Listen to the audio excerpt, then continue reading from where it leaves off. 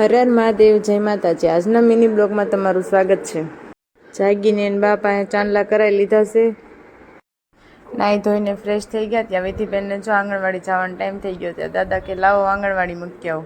અંદરનું કામ પૂરું કરીને આવી ગયા છે બહાર કપડાં ધોવા। આજ તો કપડાં ધોવામાં બાકા ચીકી બોલાવવાની છે, કેમ કે આજ તો કપડાના ઢગલા પાડી દીધેલા છે।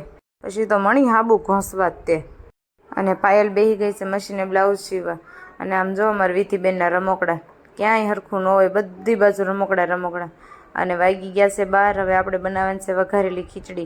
ડુંગળી, મરચાં ને બટેટા ત્રણેય નાખી દીધું છે, ઘડીક હવે ચડવા દેવાનું છે, પછી આપણે ટમેટું નાખી દેવાનું છે।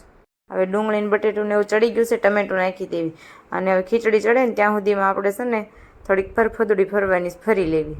બીજાનો ચણિયો સીવવા આવે અને આપણે ફરફદુડી ફરવી નહીં એવું બને નહીં। આપણે તે થોડેક જો ફરફદુડી ફરી લીધી પહેરીને, કેવો ચણિયો સીવાણો પાછા કોમેન્ટમાં કહેજો તમને ગમ્યો છે કે નહીં એમ। પછી બનાવી નાખ્યો આપણે ચેવડો અને હવે થોડાક વઘારવાના છે લસણિયા મમરા। ઋતિકભાઈને અને રાહુલને બેને અમારે લસણિયા મમરા બહુ ભાવે, કે હવે અમને હારો લસણિયા મમરા બનાવી દો। તે ચેવડો બનાવ્યો અને થોડાક અમથા લસણિયા મમરા બનાવ્યા।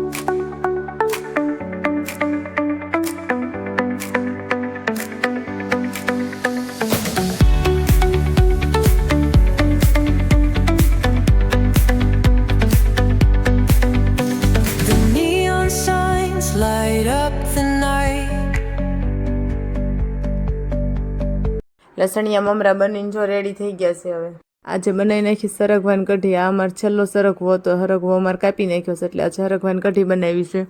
તો બધા જમવા બેસી ગયા છે, બધાએ ચોળેલું કરી નાખ્યું છે। અને આજનો વિડીયો તમને ગમ્યો હોય તો લાઇક, શેર અને સબસ્ક્રાઈબ કરવાનું ભૂલતા નહીં। હર હર મહાદેવ।